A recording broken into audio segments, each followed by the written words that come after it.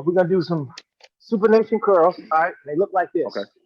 All right, so you're gonna come across the body, and then you're gonna end up here, right? So you're trying to basically get that contraction, where you're getting that rock out there. All right, boom. So you're coming across the body, and then you're gonna alternate. All right, we're gonna do again 3 sets of 10 on that, and Let then me see that. Let on me the see that flip one more side. time.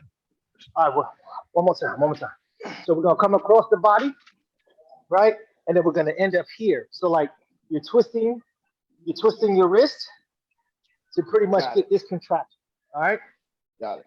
So, and then we're gonna do for triceps, we're gonna do some tricep push-ups.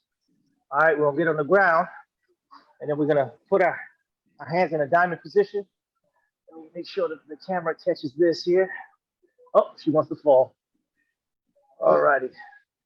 And then, so diamond position, elbows flared, and then we're just gonna push up.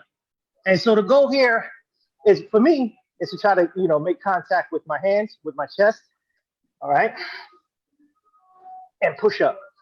Simple as that. And then you want to keep your feet shoulder distance apart. Now, the closer you keep your feet to each other, is the harder the exercise is. When you have a wider stance, it's easier. All right, so you guys, I'll let you guys determine that factor. All Got right, it. so that's the next set. Yeah. All right, That so again, 3 sets of 10. Continue, them fellas. diamond push-ups are hard, man. They hard. So if you Yeah. can't do a diamond push-up, if you can't do a diamond push-up, no love lost, man. Just go ahead and do the supination curl. Well, That's I so saw to him make it doing pop. some push-ups earlier, so he was getting it. So No, I'm gonna give it a shot. I'm gonna give it a shot. I can't tell you how many I'm gonna do, but I'm gonna give it a shot. nice. That's what's up. That's all we ask. That's it, my man. Yeah, man. All So why? Yeah. So why do you think that, man? Why do you think it's a higher likelihood of black babies to be born with CP than white babies? Do you really want to have that discussion? Fuck yeah. That's what I woke up for, bro. All right. Yes, sir. All right. Let me say this then. My cerebral palsy, and again, I try not to generalize. My cerebral palsy is 1,000% due to malpractice. Whoa. There it is. There it is. There it is. No, Wow. We can go into that. and that's on legal record. So Uh-huh. do with that what you will, right? No, unpack it for us. Yeah, let us know. Let the folks know, man. So, this is what we're here for. So when my mother was pregnant with me, the umbilical cord was around my neck. Right. And it caused a stroke. And it went undiagnosed for years. Years. Do you hear me? Okay. Listen. So when you were in the womb, you had a stroke due to the umbilical cord being wrapped around your neck. Correct. And you were born with CP, and it went undiagnosed. Is that correct? For years. All right, we with you. I don't think they made that diagnosis until I was 2. If I remember correctly, my mother will be able to tell you better. But if I remember correctly, they didn't make that diagnosis until I was 2 because I wasn't walking. Wow. At 2, I'm not walking. At 2, right. I have to get hamstring lengthening surgery. Right. Because they realized I had cerebral palsy. Right. After realizing that, excuse me, now I'm in a lower body cast for I can't even remember how long. You brothers can still hear me, right? Yeah, we can hear you. Yes. Okay. So I'm in a body cast on the lower half of my body because of this hamstring lengthening surgery. I don't take my first steps until I'm 4.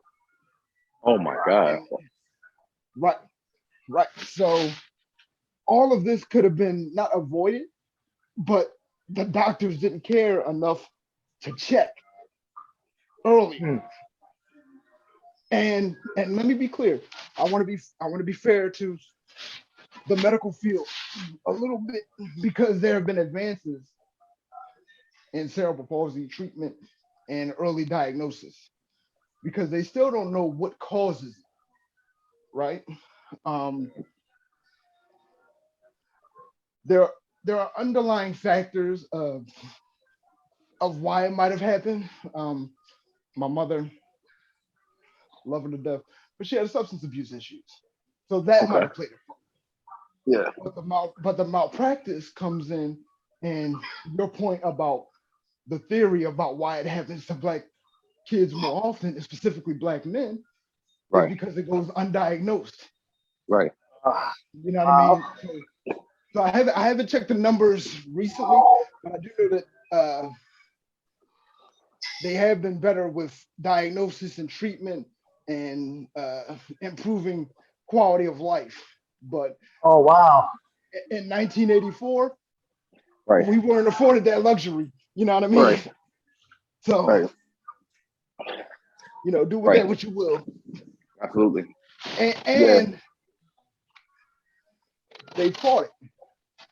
When I say malpractice, mind you, I didn't get they didn't diagnose it until I was 2, maybe 3.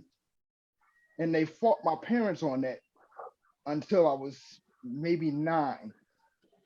And that's when they finally admitted, like, hey, we should have done better. So Wow. do with that what you will. Oh, that's major, man. That's major. Yeah, you went exactly where I was hoping you would go, man. Listen, when you sent the question, I thought to myself, I'm like, how deep do I want to go with this? Yeah. Yeah. Because I don't want my mother to see this and feel triggered. But I also because I feel like I owe it to other people in a similar situation that, hey, you're not alone in this. Yeah. And the journey is the journey. You know what I mean? Yeah. Yeah. Wow. I mean, like you said, the malpractice side, and that's real, man. We appreciate you sharing that, man. The malpractice side of it is hella real. You know, we all of us are up top cats, so we know what it was like up there in the 80s. You feel me? Right, so right. when we talk about the substance abuse, we already know that that's something that was designed for brown folks, black folks to fail. Yeah, you know, we didn't feed it to ourselves. So shout out to your mom for overcoming that. You know, 1,000%. 1,000%. You know, we fall down, but we get back up, right? But when it comes to the malpractice, these are people who are, so they take an oath to do no harm. You feel me? They take an oath to better humanity, and it shouldn't matter what your skin color is. Oh shit! I feel my blood boiling, Dave. I'm about to stand on the soapbox. I'm about to start. All right, you know what I mean? But they take an oath, right? And it's not supposed to matter what your skin color is. It's supposed to matter the inside of you, not the outside of you that they're trying to make sure is healthy. And it affects us because they don't take care of our soon-to-be mothers. The prenatal care that doctors give to black women is far inferior to what they give to white women. You know what I mean? They don't give. It's ridiculous. They don't give them. They don't. No. Yeah. Because now you triggering me. I'm about to put these weights down for a second. Let me tell you something.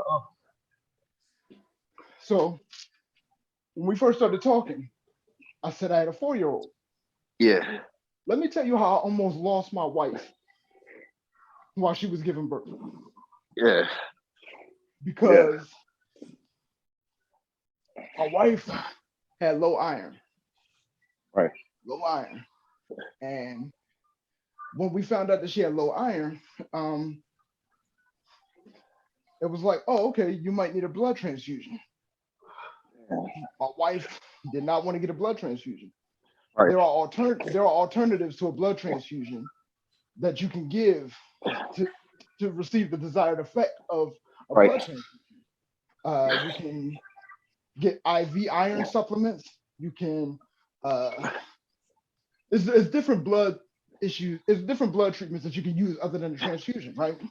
So while we're in the hospital, the doctors, well aware of my wife's wishes, don't want to give her what she asked for. Right. Fortunately, we had some friends on the hospital liaison committee who went to bat for her because they weren't listening to us. I don't think that happens. I don't think that happens if my wife is of a certain skin tone. Right. Not that everything. That's absolutely right. But clearly, call it like you see it. clearly you don't respect my wife's wishes.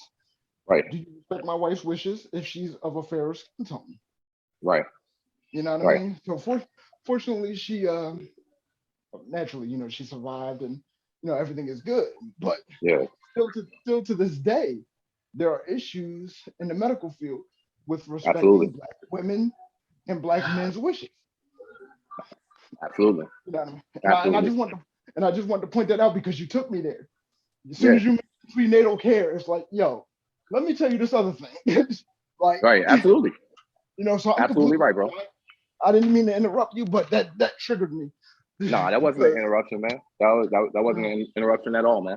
It's just talk. super important, man. It's mad important. It's It's mad important.